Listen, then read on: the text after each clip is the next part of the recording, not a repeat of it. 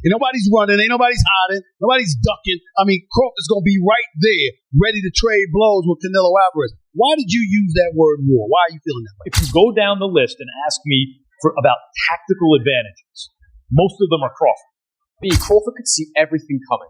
You could see everything coming that Canelo threw at him. He was reading it so well. His guard was so tight as well when he was up at the ropes, when he was exiting, looking to move around. They looked about the same size. But that was a brilliant performance. And what can you say? I mean, you got to give him his credit. He created a lot of history. He dreamt this fight. He willed it to happen.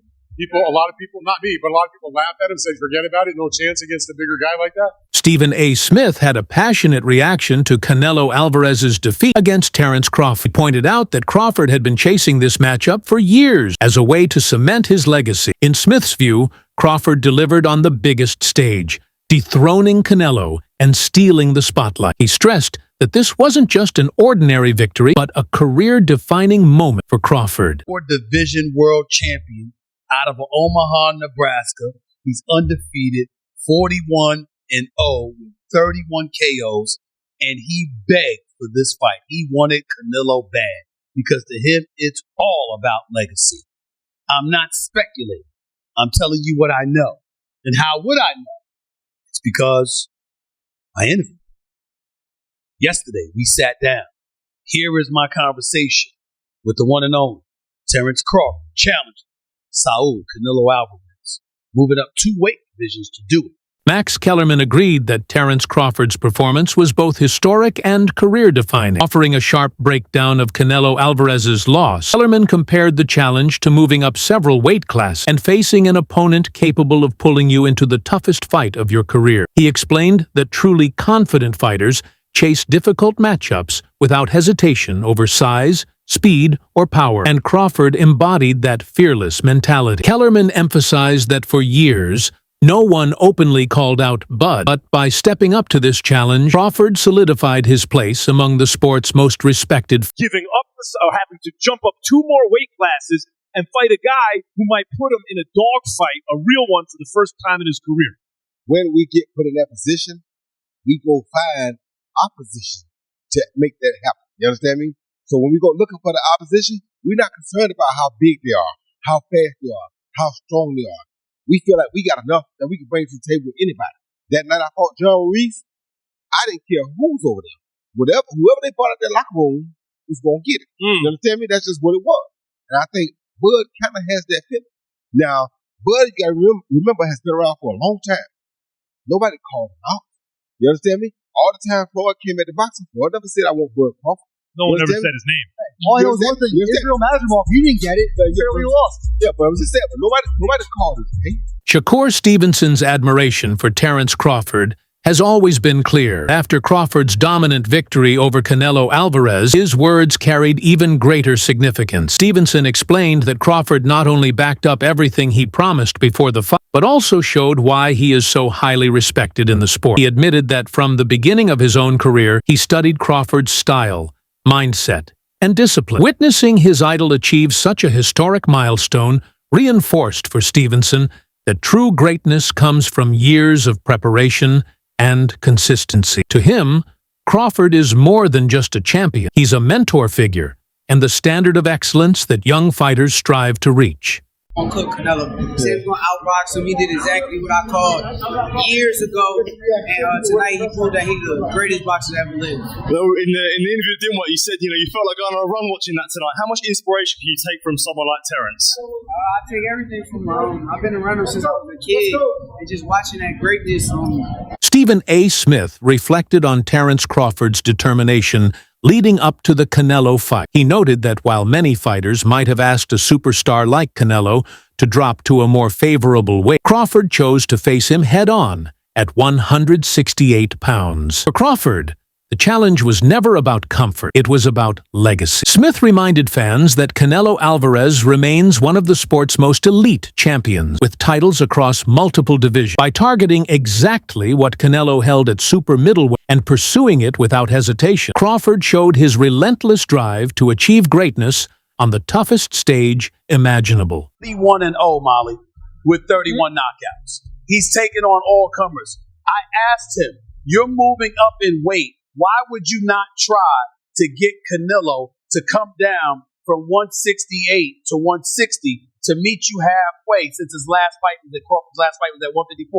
Crawford said, I want what he has. I want to go take it. I don't want to make, I don't want to make concessions and alterations. I'm coming to take what he has. And you look at him, and no one believes that he can't pull it off. He can box. He can punch. He's smart. He's elite. And he wants Canelo. He begged Canelo for this fight. Aide Oladipo pointed out the dramatic shift in how the public views Terence Crawford. Before the fight, many critics claimed he was too small, too old, and unprepared to handle a powerhouse like Canelo Alvarez at a higher weight. Yet afterward, some of those same voices were quick to applaud him, despite having doubted him before. Aide stressed that Crawford earned every bit of that praise because he secured the victory in the hardest way possible. Climbing up from smaller divisions to challenge a dominant force like Canelo was no shortcut. It was a massive risk. By defeating Canelo so convincingly, Crawford showed that he is defined not by size or age, but by his skill and relentless determination. Crawford did it again a few hours ago against Canelo. And what makes it even special or more special for Crawford is that he did it jumping up, as we know, a couple of weight classes. He did it against one of an all-time or another fellow all-time great. And he did it against someone who was undisputed and still pound-for-pound top 10 guy. That's what Crawford did, people. So, all those things people were saying in the lead up to this fight, Canelo's going to be too strong, Canelo's too experienced, Crawford's going to be 38, all that. You have to remember all of that when you give Crawford his flowers. Don't like, Canelo looks old. No.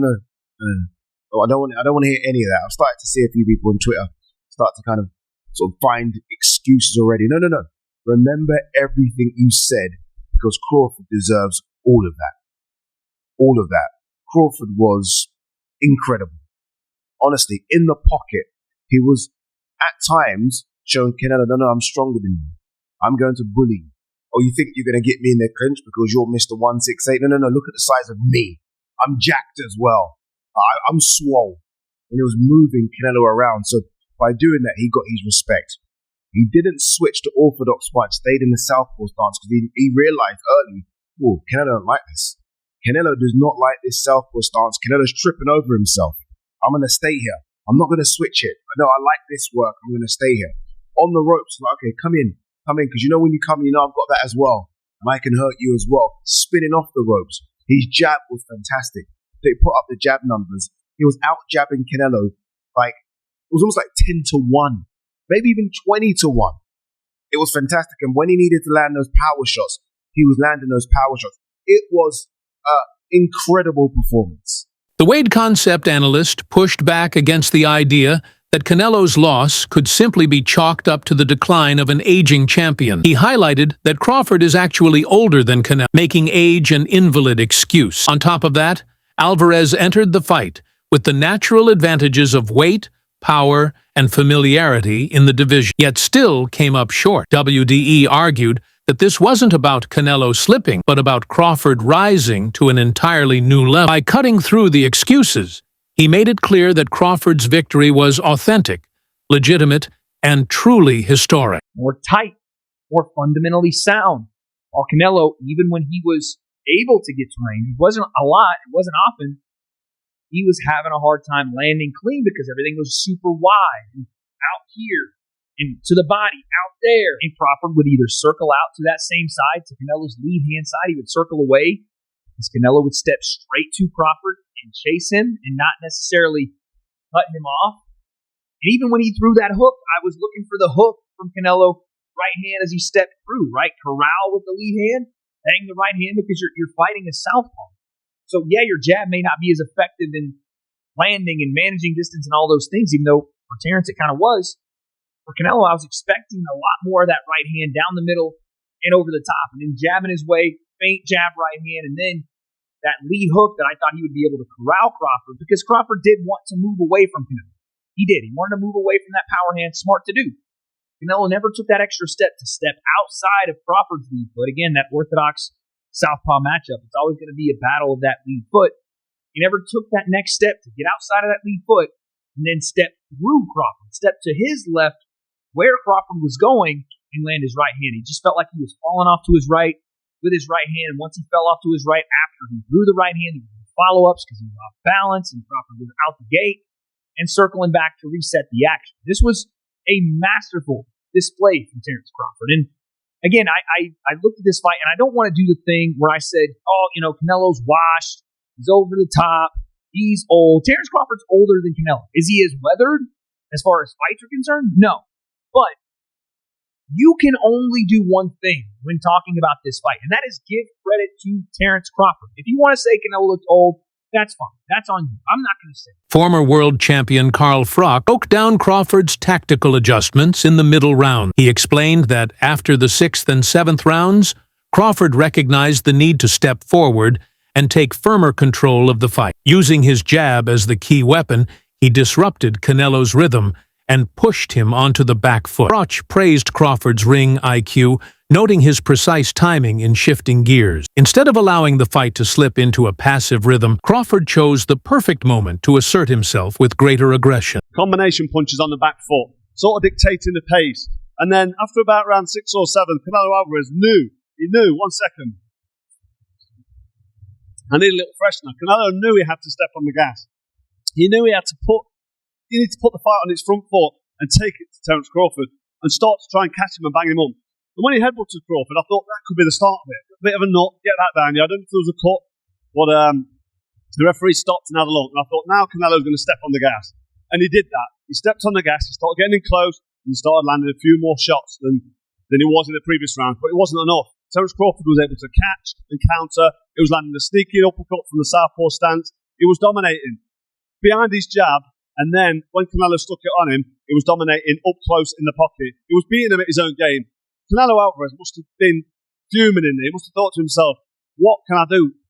He couldn't do anything. He needed to pick up the pace, put the pressure on, and sustain the attacks. And I don't want to take anything away from Terence Crawford, but Canelo Alvarez couldn't do that. He couldn't do it for long enough.